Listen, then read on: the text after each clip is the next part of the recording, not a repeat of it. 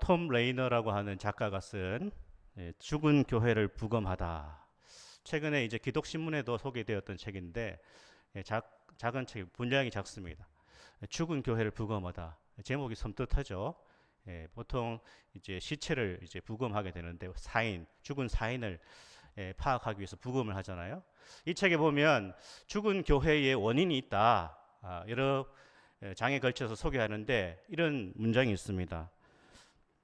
우리는 예전처럼 열심히 기도하지 않기 시작했습니다. 그것이 문제였어요. 그것이 우리 교회가 죽음으로 가는 긴 쇠퇴의 출발점이었죠. 우리는 더 이상 기도를 진지하게 여기지 않았어요. 그때부터 우리 교회는 죽어가기 시작했어요. 의미심장한 말입니다. 그러니까 교회가 보편교회는 죽지 않지만 그러나 개교회는 죽을 수 있다라는 것이죠. 그 원인이 분명히 있는데 이 책에서는 그 여러 가지 원인 중에 하나가 더 이상 기도가 없는 교회는 서서히 죽게 된다라고 그렇게 기록하고 있습니다. 우리는 어떻습니까? 우리는 개인적으로 신앙을 가지고 있지만 우리가 하나님 앞에 진지하게 기도하는 시간을 가지지 않을 때 우리의 신앙은 점점 죽어가는 것입니다. 오늘 사도 바울은 우리가 빌립보서 1장에서 본 것처럼 확신을 가지고 있었습니다. 어떤 확신이죠? 빌립보 성도들 안에서 착한 일을 시작하신 하나님께서 그리스도 예수의 날까지 그 하나님의 일을 이루실 것이라는 확신을 가지고 있었습니다. 6절에서 그렇게 우리가 봤습니다. 너희 안에 착한 일을 시작하신 이가 그리스도 예수의 날까지 이루실 줄을 우리가 확신한다. 하나님께서 이루실 것을 확신한다고 했는데 그런데 사도 바울은 기도한다라고 되어 있어요. 하나님이 이루시는 것을 확신하는데 기도가 필요할까요? 하나님께서 다 알아서 하시는데 기도가 왜 필요합니까? 바울은 왜 빌립보 교회를 위해서 간절히 기도하고 있습니까? 하나님이 이루신다면서요. 하나님이 다 알아서 하신다면서요. 그렇습니다. 하나님은 우리가 없어도 하나님이 일을 하시고 우리의 기도가 없어도 하나님의 일을 하십니다. 왜냐하면 하나님은 어떤 분이죠? 홀로 전능하신 분이세요. 우리가 없어도 하나님은 하나님의 일을 다 하실 수 있어요. 우리의 기도가 없어도 하나님은 하나님의 역사를 이루실 수 있습니다. 그러면 우리는 왜 기도해야 되죠? 하나님은 자신의 일을 이루실 때에 우리의 기도와 하나님의 사람들을 통하여서 일하신다라는 것이 성경에서 가르치는 바고 성경의 하나님은 그렇게 역사하신다라는 것입니다.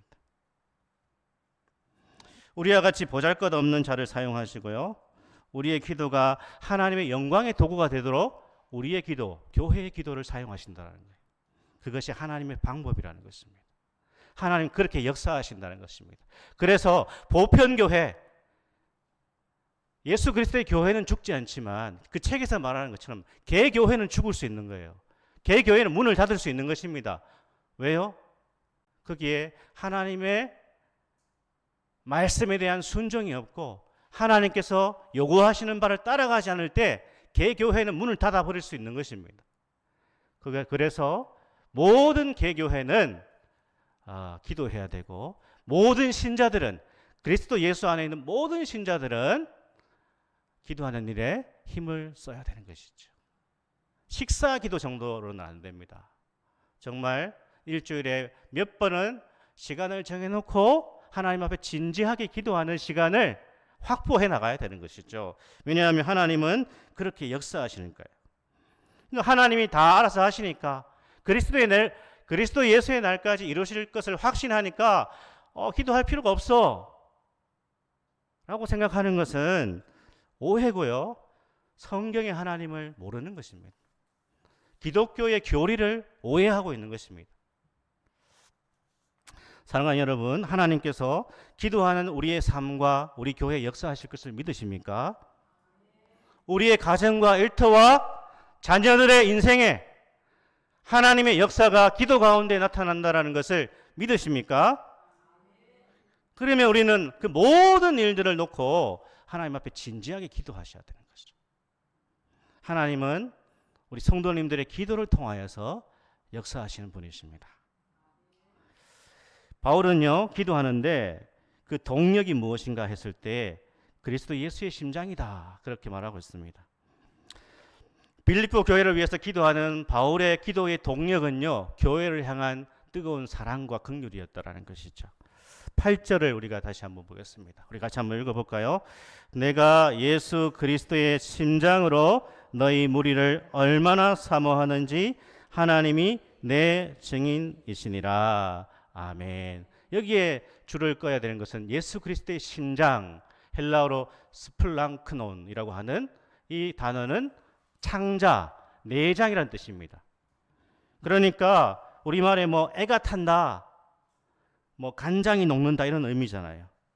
마치 애가 타듯이, 창자가 녹는 듯이 예수님이 교회를 향하여서 품으셨던 그 마음을 바울도 품고 있다는 거예요. 교회를 생각하면 막 애가 탄다라는 거예요. 그래서 바울은 교회를 바라보며 생각할 때 기도할 수밖에 없다라는 것이죠. 예수님의 심장을 가진 자만이 교회를 위해서 기도하는 것이죠. 예수님의 마음이 뭡니까? 교회를 향한 예수님의 마음은 사랑과 긍휼이잖아요. 주님이 교회를 생각하시고 우리를 바라보실 때에 마치 부모가 자식을 바라보며 늘 긍휼의 마음을 품듯이 주님께서 우리를 그렇게 바라보시는데, 사도 바울도 그 예수님의 마음이 이렇게 이식이 되었습니다. 그래서 바울의 마음에는 항상 교회가 있는 거예요. 교회를 생각할 때 애가 타는 겁니다. 교회를 향한 바울의 애정을 누가 알 수 있습니까? 교회를 사랑해 본 사람만이 알 수 있습니다. 예수님의 심장이 무엇인가? 바울의 마음이 무엇인가? 교회를 사랑해 본 경험이 있는 사람만이 이 말씀의 의미를 알 수 있습니다. 교회를 위해서 수고해 본 적 있는 사람, 교회를 위해서 땀 흘려보고 교회를 위해서 눈물을 흘려본 적이 있는 사람만이 이 말씀의 의미를 어느 정도 이해할 수 있는 거죠. 교회가 나의 마음에 있고 우리가 함께 하나님의 복음의 은혜에 참여한 자라는 것을 전혀 이해하지 못한다면 취미생활입니다. 교회생활, 신앙생활 아닙니다. 죄송하지만. 그래서 모든 그리스도 예수 안에서 거듭난 신자들은 그 정도의 차이는 있겠지만 이 마음이 있어야 되는 거예요. 예수님의 마음으로 성도들을 생각하는 마음과 교회를 생각하는 마음이 없다면 나의 거듭남을 생각해 봐야 되는 거고 나의 영적 상태를 생각해 봐야 되는 겁니다. 우리는 좋든 싫든 내 마음에 들든 들지 않든 교회를 사랑하고 성도들을 품기 위해서 노력할 때에 복음의 역사가 일어나는 것입니다. 하나님의 은혜의 역사는 그렇게 일어나는 것입니다. 무엇보다 교회를 위해서 기도한다는 것은요, 사랑한다는 뜻이죠. 교회를 위해서 기도하다 보면 사랑하는 마음이 생기고 사랑하면 교회를 위해서 기도하게 되는 것입니다. 예수님의 마음으로 우리는 교회를 품고 기도해야 되는데 오늘 본문에서 사도 바울은 세 가지의 기도 제목을 가지고 기도하고 있습니다. 그 첫 번째는 사랑이 점점 더 풍성해지도록 기도하고 있습니다. 우리는 대체로 무엇을 위해서 기도합니까? 우리의 기도 제목을 한번 돌아보시면 대부분 성도들은 건강이 1순위잖아요. 건강하게 해주십시오. 물질의 축복을 주십시오. 자녀들 잘 되게 해주십시오. 끝. 대부분 이겁니다. 그런데 이것도 중요하죠. 우리가 건강을 위해서 기도하고 또 물질의 은혜를 위해서, 영육의 필요를 위해서 기도하는 것이 중요합니다. 자녀들을 위해서 기도해야죠. 그러나 사도 바울은 가장 먼저 이런 것을 구하는 것이 아니라 9절에 보면 너희 사랑을 지식과 모든 청명으로 점점 더 풍성하게 하사, 이렇게 기도합니다. 우리 9절 한번 같이 읽어볼까요? 내가 기도하노라 너희 사랑을 지식과 모든 청명으로 점점 더 풍성하게 하사, 이렇게 되어 있습니다. 빌립보 교회는 우리가 살펴봤지만 좋은 교회였습니다. 복음의 사역에 동참하는 정말 어려운 가운데도 선교에 협력하고 바울을 후원했던 그런 좋은 교회입니다. 그러나 빌립보 교회가 좀 부족한 것이 사랑하는 것이었죠. 우리가 살펴봤지만 지난번에 잠깐 제가 언급했지만 빌립보서 4장에 보면 서로 하나 되는 일에 있어서 이제 빌립보 교회가 부족했어요. 갈등이 있었다는 것이죠. 이 빌립보서 4장에 보면 유오디아 순도교의 갈등을 거론하고 있습니다. 교인들이 성도들이 하나 되는 것은 쉽지 않습니다. 생각보다 어렵습니다. 그렇죠. 왜 어려운가? 여러 가지 이유가 있지만 정말 다양한 사람들이 모여 있기 때문에 그렇습니다. 이 다양한 사람들, 열이면 열, 백이면 백, 다 달라요. 이 다양한 사람들이 모여서 우리가 교회를 이루고 있기 때문에 하나 된다라는 것, 서로 사랑한다라는 것이 너무나 어렵습니다. 질문을 하나 드리겠습니다. 남편과 아내가 정말 서로의 마음을 이해하고 하나 되는데 얼마나 걸립니까? 거의 평생이 걸리지 않을까요? 하물며 남남인 우리가 서로 다른 배경과 어떠한 경험과 지식을 삶의 방식이 서로 다른 우리가 모여서 교회를 이루어서 서로 하나가 되고 이해하고 사랑한다는 것은 거의 불가능에 가깝습니다. 제가 목사로 이 진리로 교회의 목사로 목회자로 이제 담임 목사로 부르심을 받았지만 저의 어떠한 성향과 저의 어떤 생각과 다른 성도들과 친밀해지는 것이 좀 쉽지 않다 이렇게 느껴집니다. 또 저와 다른 사람을 이해하는 것도 쉽지 않습니다. 성도님들도 그럴 것 같아요. 자신이 원하는 목회자 상이 있겠죠. 내가 원하는 담임 목사는 이런 스타일이면 좋겠다. 그런데 그렇지 않죠. 그러면 이제 이해하고 다가가고 하나 되고 친밀함을 느끼는 것이 쉽지 않습니다. 왜냐하면 다르니까요. 우린 다 다릅니다. 그래서 오늘 바울의 이 심정으로 교회를 사랑한다는 것이 불가능해 보입니다. 그러나 우리는 하나 되기 위해서, 사랑하기 위해서 노력을 해야 되는 것이죠. 사랑하기 위해 기도해야 된다는 것입니다. 그것이 하나님의 뜻이라는 거예요. 우리는 다르고 하나 되기 어렵고 사랑하기 어려운 존재들이지만 그러나 우리가 교회로 모여서 서로 이해하고 시간이 흘러가면서 더 하나 되는 일, 사랑하는 일에 우리가 마음이 같이 가야 그것이 하나님께서 기뻐하시는 뜻이라는 것이죠.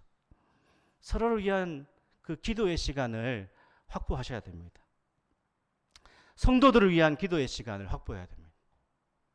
이름을 불러가면서 기도하셔야 됩니다. 기도 속에서 그 성도들이 떠올라야 됩니다. 구역장 권사님들은 늘 기도의 자리에서 구역원들을 놓고 기도를 하셔야 돼요. 이름을 불러가면서. 담임 목사가 성도들을 위해서 기도하지 않는다면 직무유기 아닙니까? 성도들이 서로를 위하여서 기도하지 않는다면 성도로서의 직무유기입니다. 우리는 서로를 위해서 이름을 불러가며 생각하며 적어도 내 구역 식구만은 위해서 기도해 줘야 되는 것이죠. 그것이 오늘 바울이 첫 번째로 꼽는 빌립보 교회가 점점 더 사랑이 풍성한 교회가 되기를 원하노라 그렇게 말씀하고 있습니다. 기도하는 삶과 함께 한 가지 제안하고 싶은 것은요. 일주일에 하루만 더 성도들을 만나기 위해서 노력했으면 좋겠습니다. 일주일에 내가 한 번만 더 성도들을 만나거나 연락해야 되겠다. 이런 마음을 좀 품었으면 좋겠습니다. 주일에는 당연히 만나죠. 근데요, 우리가 더 사랑이 풍성해지기 위해서는 늘 만나는 사람 말고, 늘 연락하는 사람 말고, 우리 얼마 많이 되지도 않는 이 성도들, 내가 일주일에 한 명만 더, 한 번만 더 만나거나 연락을 하리라. 그런 마음을 품었으면 좋겠습니다. 그것이 교회 사랑의 길이라는 것이죠. 교회 사랑의 길이 뭐 거창한 것이 아닙니다. 성도들을 위해서 기도할 때 그 이름을 불러가면서 기도해 주는 것. 그리고 한 번이라도 더 만나거나 또 연락하는 그것. 그것이 우리의 사랑이 점점 더 풍성해지는 하나님의 길이다. 그렇게 여기시는 것입니다. 사도 바울은요, 이 사랑이 지식과 모든 총명으로 이루어져야 된다. 그렇게 얘기합니다. 이 지식은요, 헬라어의 그노시스라고 하는데 하나님을 아는 지식입니다. 그리고 총명은요, 아이스 데스티스라고 하는 헬라어인데 이 지식이 실제적으로 적용되는 거예요.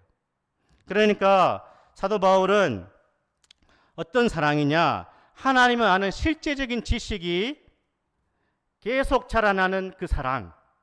이 사랑이 점점 풍성해지기를 원하고 있다는 것이죠. 그러니까 우리가 지식, 하나님에 대한 지식이 있는데 머리에 머물러 있는 지식이 아니고 이 하나님 지식이 실제적으로 우리 삶에 나타나야 된다는 것이에요. 그래서 지식과 모든 총명으로 사랑이 점점 더 풍성해지기를 원한다. 그렇게 말합니다.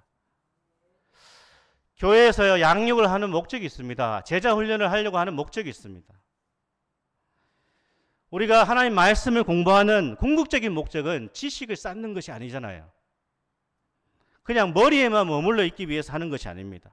성장반과 제자반 우리가 통해서 실제적인 하나님 지식을 갖춘 하나님의 사람들로 세워지기 위해서 훈련을 받는 거예요.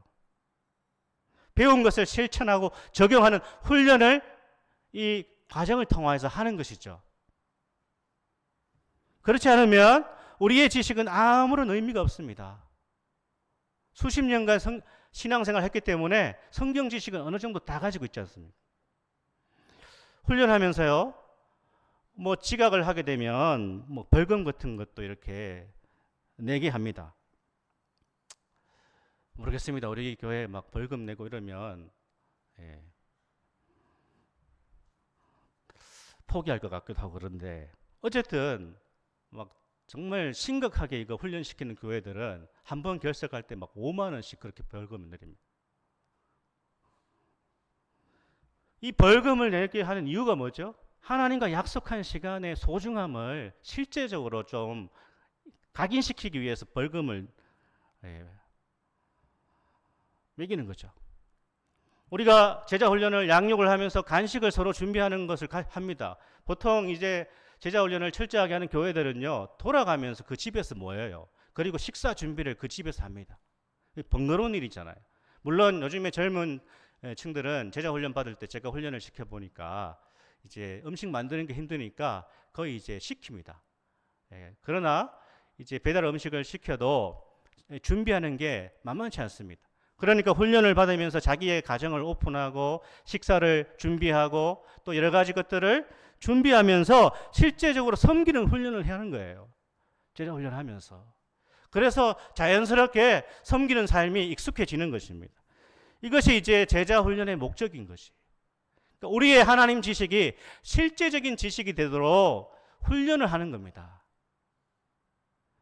그래서 사도 바울은 이 빌립보 교회가 점점 더 사랑이 풍성해지는 교회가 되기를 원하는데 모든 지식과 총명 가운데 하나님 지식이 올라가는 그러한 교회가 되도록 기도하고 있다는 것이죠. 사랑하는 여러분, 우리 진리로 교회도 지식과 모든 총명으로 사랑이 더 풍성한 그런 교회가 될 수 있기를 축복합니다. 이것이 우리의 기도의 제목이 되어야 되는 것이죠. 그리고 바울은 또 두 번째 이렇게 기도합니다. 지극히 선한 것을 분별할 수 있도록 기도하고 있습니다. 10절을 한번 같이 우리 읽어보겠습니다. 너희로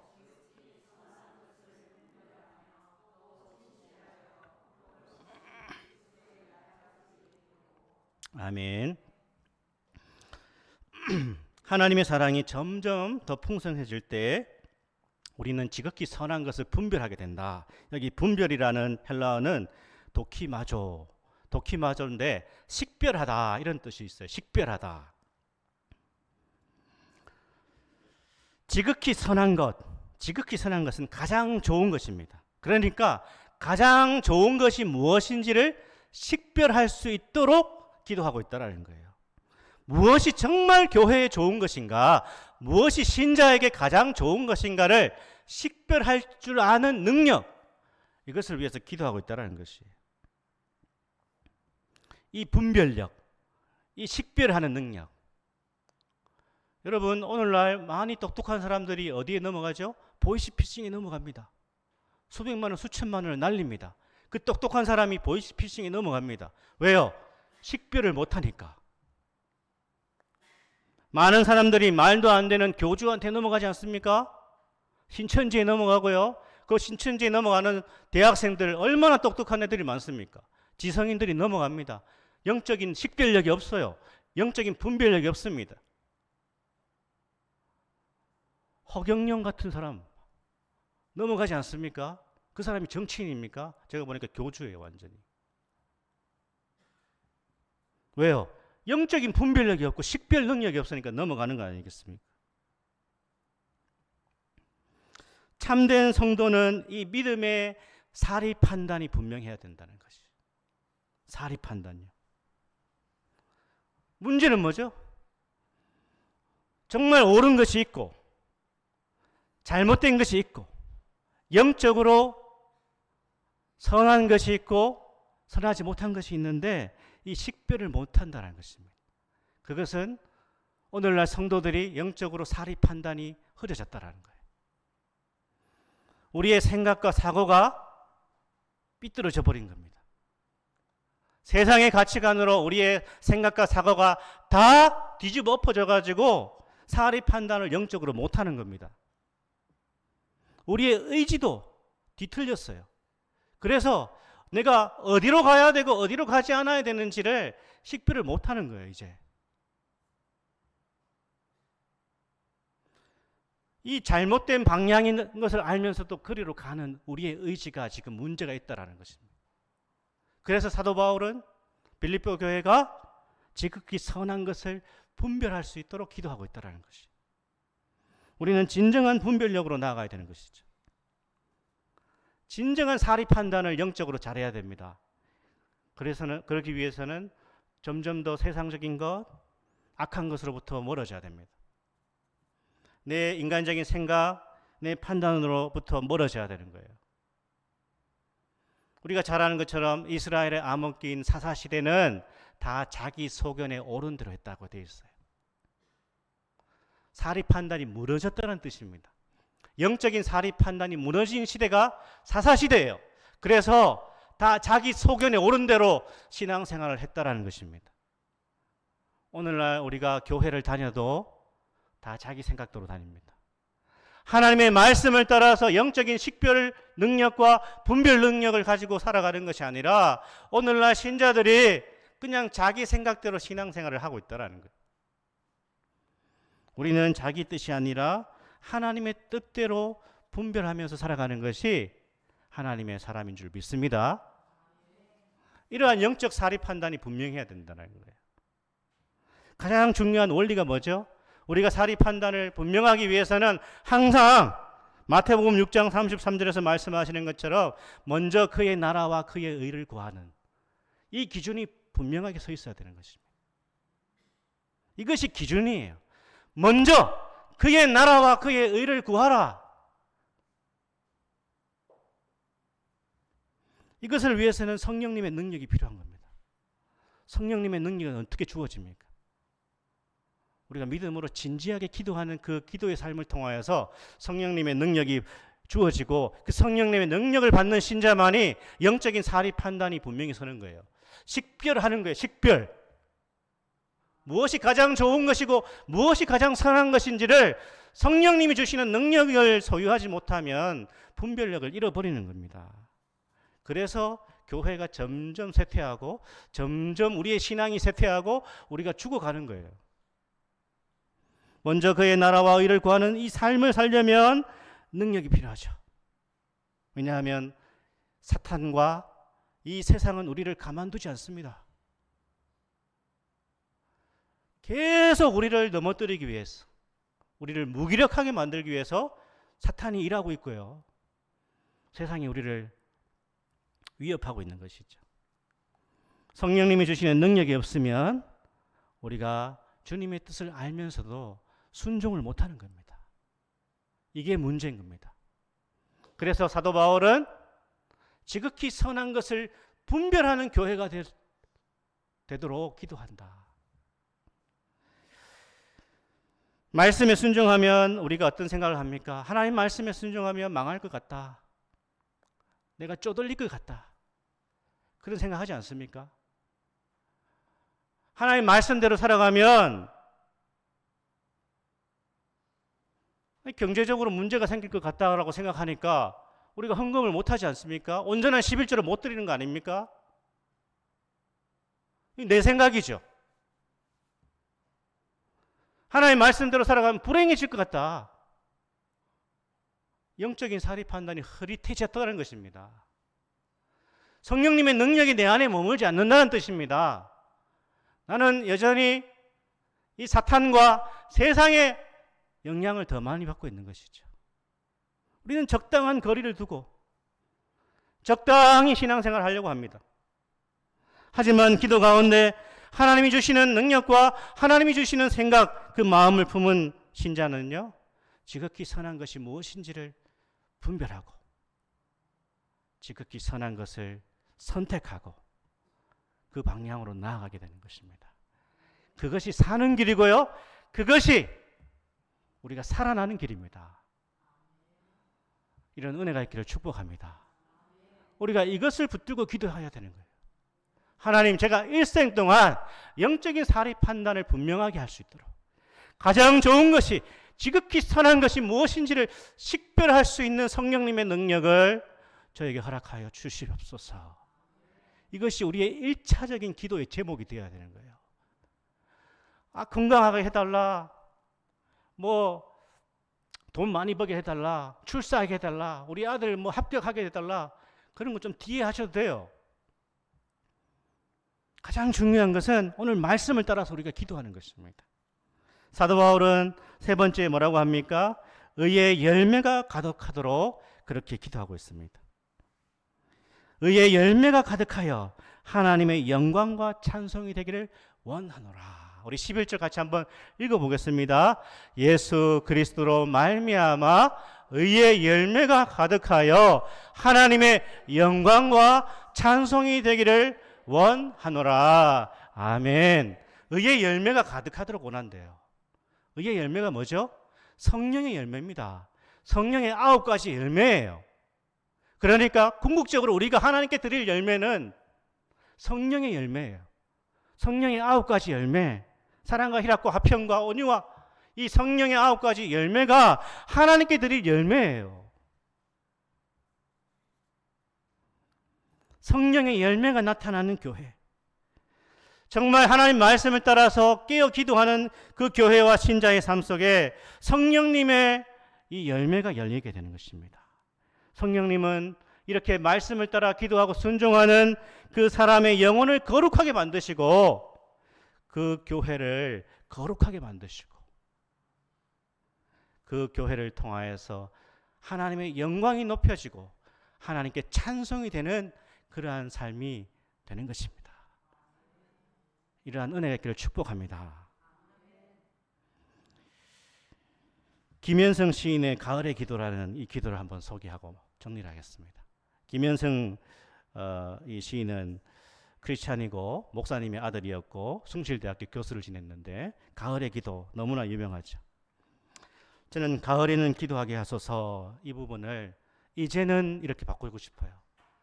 이제는 기도하게 하소서.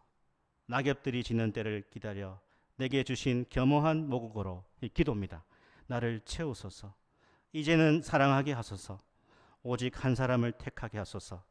가장 아름다운 열매를 위하여 이 비옥한 시간을 가꾸게 하소서. 이제는 홀로 있게 하소서. 나의 영혼 굽이치는 바다와 백합의 골짜기를 지나 마른 나뭇가지 위에 다다른 까마귀 같이. 이제는 기도하게 하소서. 이제는 사랑하게 하소서. 이것이 우리의 기도 제목이 되기를 축복합니다. 기도는요, 크리스찬의 삶에서 가장 중요한 부분이면서도 때로 실천하기 너무나 어렵습니다. 힘이 듭니다. 기도는 어쩌면 귀찮은 일이고 무의미하게 느껴집니다. 하지만 기도는 이 땅에서 하나님의 임재와 하나님의 능력을 끌어올 수 있는 유일한 하나님의 축복의 선물이라는 사실입니다. 믿음으로 기도하다 보면요, 기도가 부담이 아니라 기도가 큰 은혜라는 것을 경험하게 됩니다. 기도하다 보면 우리의 삶을 통해 하나님의 역사가 나타난다라는 것을 우리가 확신하게 되는 것입니다. 우리 진리로 교회는, 우리 모든 성도님들은 하나님 말씀을 통하여서, 하나님 말씀을 붙들고 기도하여서 하나님의 영광과 찬송이 되는 그러한 복된 교회가 되기를 주님의 이름으로 축복합니다. 아멘. 우리 찬양